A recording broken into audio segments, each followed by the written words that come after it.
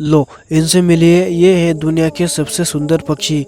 दोस्तों क्या आपको पता है दुनिया का सबसे जो सुंदर पक्षी है यानी कि ब्यूटीफुल पक्षी है वो फ्लेमिंगो है, यानी आप इसे हिंदी में राजहंस पक्षी भी कह सकते हो। दोस्तों क्या आपको पता है इसके लंबे पैर और नारंगी और क्रीम कलर के रंग इसकी ऊंची गर्दन उसकी खूबसूरती को और भी बढ़ा देती है, यानी कि इसे और भी ब्यूटीफुल बना देती है। विश्व में यानी कि वर्ल्ड की इसकी कई प्रजातियां पाई जाती है, लेकिन फ्लेमिंगो ही सबसे ब्यूटीफुल प्रजातियों में से एक है।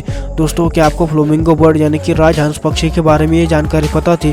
नहीं ना तो हमें कमेंट में बताएं। और हाँ दोस्तों, अगर आपको हमारे वीडियो अच्छे लगते हैं तो आप हमें सब्सक्राइब भी कर सकते हैं। थैंक यू सो मच दोस्तों।